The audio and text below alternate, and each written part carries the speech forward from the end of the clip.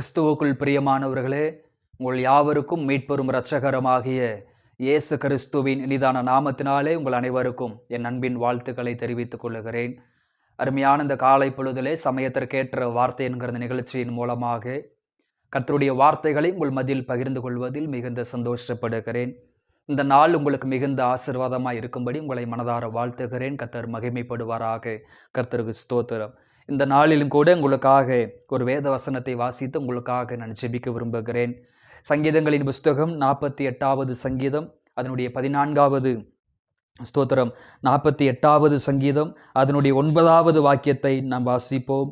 தேவனே, உமது ஆலயத்தின் நடுவிலே உமது கிருபையை சிந்தித்து கொண்டிருக்கிறோம். கர்த்தருக்கு ஸ்தோத்திரம்.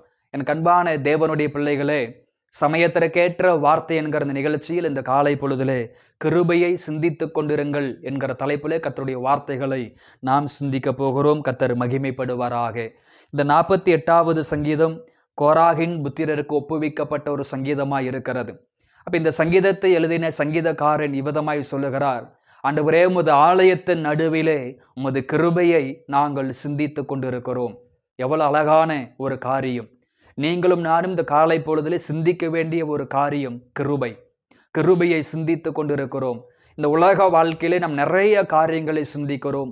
கணவரை குறித்து சிந்திக்கிறோம், மனைவியை குறித்து சிந்திக்கிறோம், பிள்ளைகளை குறித்து சிந்திக்கிறோம், எதிர்காலத்தை குறித்து சிந்திக்கிறோம், நம்முடைய வேலை தொழில் வியாபாரங்களை குறித்து நாம் சிந்திக்கிறோம், நம்முடைய தேவைகளை குறித்து சிந்திக்கிறோம், மனிதர்கள் நம்மை குறித்து பேசின வார்த்தைகளை குறித்து நாம் சிந்திக்கிறோம், அவமானங்களை சிந்திக்கிறோம், நிந்தைகளை சிந்திக்கிறோம், தூசிப்புகளை சிந்திக்கிறோம், பிறர் நமக்கு செய்த துரோகங்களை சிந்தித்து கொண்டிருக்கிறோம். இப்படி பலவிதமான காரியங்களை சிந்தித்து சிந்தித்து பல மனிதர்கள் பலவிதமான மன அழுத்தங்களினால் பாதிக்கப்படுகிறார்கள்.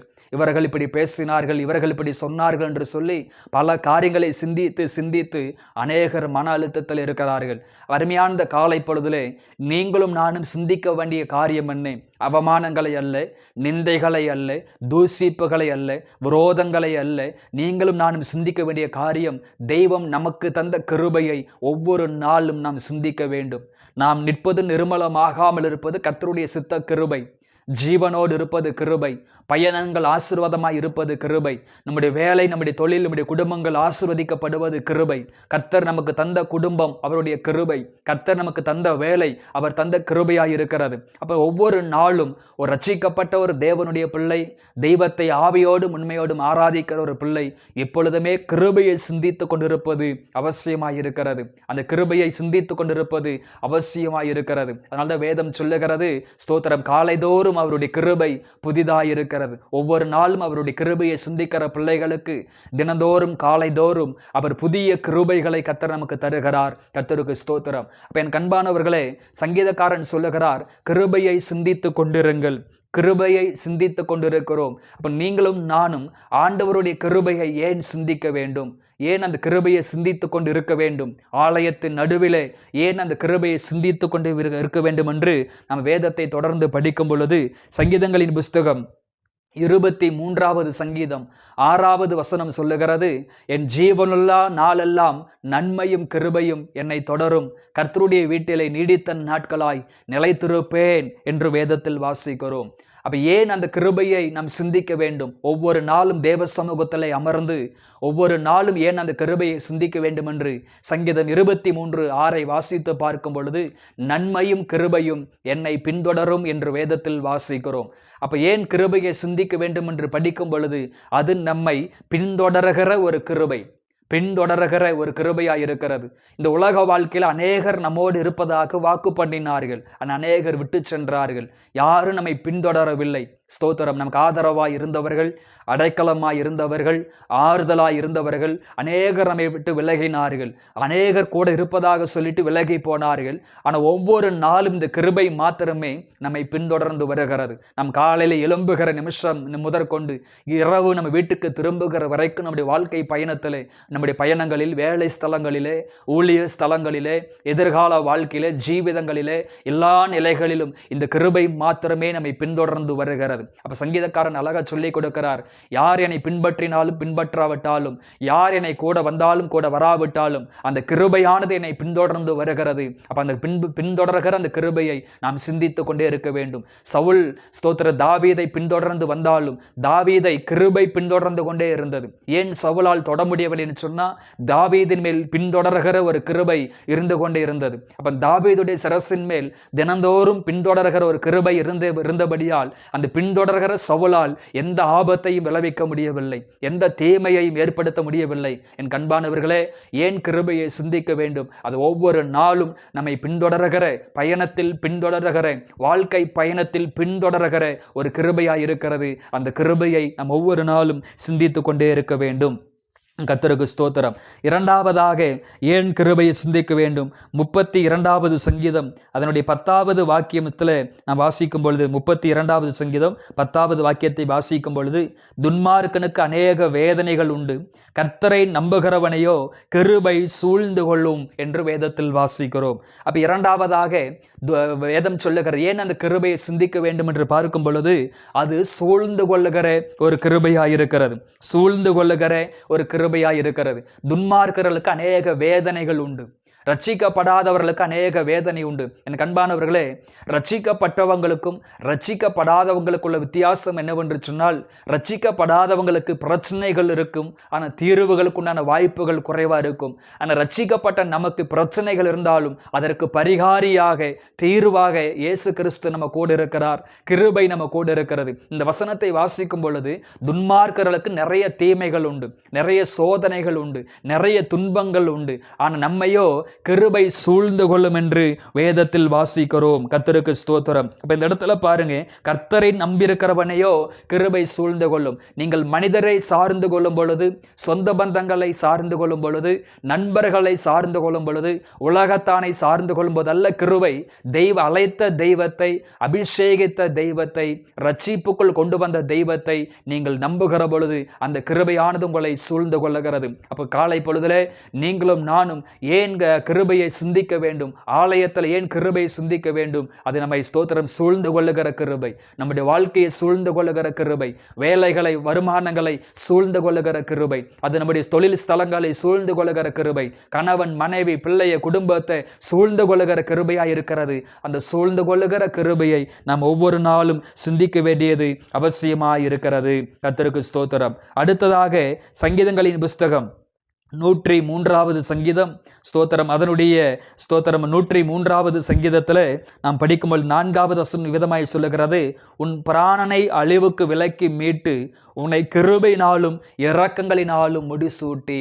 அப்போ 4வது ஸ்தோத்திரம். 3வது இந்த கிருபை எப்படிப்பட்ட கிருபை?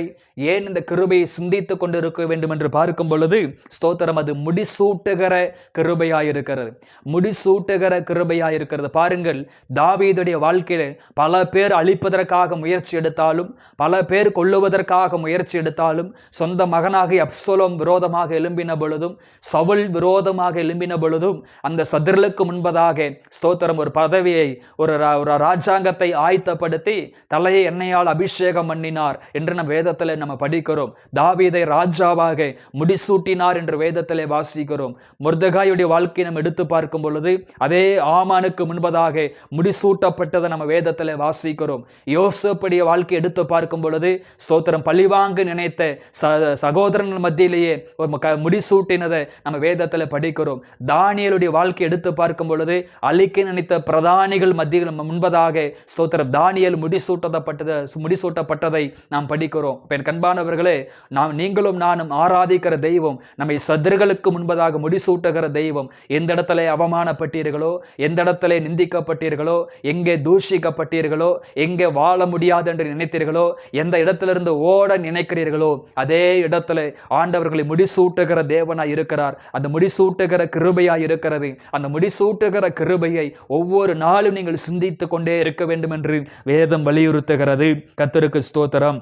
அடுத்ததாக ஏசாயா 54ஆம் அதிகாரத்தில், ஏசாயா 54ஆம் அதிகாரத்தில் 10வது வாக்கியம் இவ்விதமாய் சொல்லுகிறது, மலைகள் விலகினாலும் பர்வதங்கள் நிலை பெயர்ந்தாலும் என் கிருபை உன்னை விட்டு விலகாமலும் என் சமாதானத்தின் உடன்படிக்கை நிலை பெயராமல் இருக்கும் என்று உன்மேல் மனதுருகிற கர்த்தர் சொல்லுகிறார். கர்த்தருக்கு ஸ்தோத்திரம். அப்போ ஏசாயா 54:10 சொல்லுகிறது, விலகாத கிருபை, நம்மை விட்டு விலகாத கிருபை. வியாதிகள் வந்த பொழுதிலும் நம்மை விட்டு விலகாத கிருபை. நம்ம கையில் பணம் இல்லாத போதும் விலகாத கிருபை. வெறுமைகள் வந்த பொழுதிலும் விலகாத கிருபை. வசதி வாய்ப்புகள் இல்லாத பொழுதிலும் விலகாத கிருபை.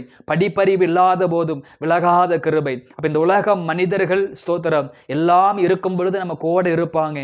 ஒன்றும் இல்லை என்று சொல்லுகிற பொழுது எல்லாரும் விலகிக் கொள்வார்கள். தாவீது ஓடிக்கொண்டிருந்த பொழுது யாரும் உடன் இருக்கவில்லை. ஆனால் ராஜாவாக இருக்கும் பொழுது அநேகர் கூட இருந்தார்கள். ஸ்தோத்திரம். அப்ப என் கண்பானவர்களே, ஏன் நம்ம தினதோறும் கிருபையை சிந்தித்துக் கொண்டு இருக்க வேண்டும் என்று பார்க்கும் பொழுது அது விலகாத கிருபை. மனிதர்கள் விலகினாலும் கிருபை நம்மை விலகாது. சூழ்நிலைகள் எதிர்மறையாய் இருந்தாலும் இந்த கிருபை நம்மை விட்டு விலகாது. அதனால சங்கீதக்காரன் அழகாக சொல்லுகிறார், உமது ஆலயத்தின் நடுவிலே உமது கிருபையை சிந்தித்துக் கொண்டிருப்பேன். ரட்சிக்கப்பட்ட ஒவ்வொரு பிள்ளைகளும் அந்த பின்தொடர்கிற கிருபையை, சூழ்ந்து கொள்ளுகிற கிருபையை, முடிசூட்டுகிற கிருபையை, விலகாத கிருபையை ஒவ்வொரு நாளும் நாம் சிந்தித்துக் கொண்டே இருக்க வேண்டும். எல்லாரும் கிருபையை போக்கடிப்பது போல நாமளும் போக்கடிக்க கூடாதபடி கிருபையை சிந்தித்துக் கொண்டிருப்போம், கிருபையை பற்றி கொண்டிருப்போம், கிருபையை சார்ந்து கொள்வோம். ஆண்டவர் நம்மை ஆசீர்வதிப்பாராக. ஆண்டவர் நமக்கு உதவி செய்வாராக. ஜெபிப்போம். அன்பின் பரலோக பிதாவே, ஆசீர்வாதமான ஆண்டவரே, இந்த காலை பொழுதற்காக உமக்கு ஸ்தோத்திரம் ஆண்டவரே. உமது ஆலயத்து நடுவிலே உமது கிருபையை சிந்தித்துக் கொண்டிருப்போம் என்று கர்த்தருடைய வார்த்தைகளை சிந்தித்தோம். ஏன் அந்த கிருபையை சிந்திக்க வேண்டும் ஆண்டவரே? ஸ்தோத்திரம். அது விலகாத கிருபை அப்பா, அது முடிசூட்டுகிற கிருபை ஆண்டவரே. அப்ப அந்த கிருபை எங்களை சூழ்ந்து கொள்வதாக, அந்த கிருபை எங்களை சூழ்ந்து கொள்வதாக. அப்பா ஸ்தோத்திர, குடும்பத்தை, பிள்ளைகளை, வேலைகளை, வருமானங்களை, தொழில்களை சூழ்ந்து கொள்ளட்டும் ஆண்டவரே. ஸ்தோத்திரம். அந்த உயர்த்துகிற கிருபை, அப்ப அந்த பின்தொடர்கிற கிருபை பிள்ளைகளை சூழ்ந்து கொள்ளட்டும். இந்த பிள்ளைகளுடைய வேலைகளை ஆசீர்வதிங்க, வருமானங்களை கர்த்தர் ஆசீர்வதிங்க, உடைமைகளை கர்த்தர் ஆசீர்வதிப்பீராக. பண நெருக்கடிகள், பொருளாதார நெருக்கடிகள், இக்கட்டான சூழ்நிலைகள் இயேசுவின் நாமத்தில் மாறுபடி ஜெபிக்கிறோம். இந்த பிள்ளைகளுக்கு எல்லா நிலைகளிலும் ஆண்டவர் உதவி செய்யும்படியாக ஜெபிக்கிறோம். வருத்தங்கள், கவலைகள், பாரங்கள், சோர்வுகள், வேதனைகள், நெருக்கடிகள் எல்லாம் இயேசுவின் நாமத்தில் மாறும்படி நாங்கள் மனதார ஜெபிக்கிறோம். இந்த நாள் மிகுந்த ஆசீர்வாதமாய் இருக்கட்டும். முன் செல்லும் தடைகளை மாற்றி போடும் பொறுப்படுத்திக் கொள்ளும் இயேசுவின் நாமத்தில் பிதாவே. ஆமேன், ஆமேன். கிறிஸ்துவுக்குள் பிரியமானவர்களே, இந்த வார்த்தைகளின் அடிப்படையிலே ஆண்டவர் உங்களை ஆசீர்வதிப்பாராக. God bless you.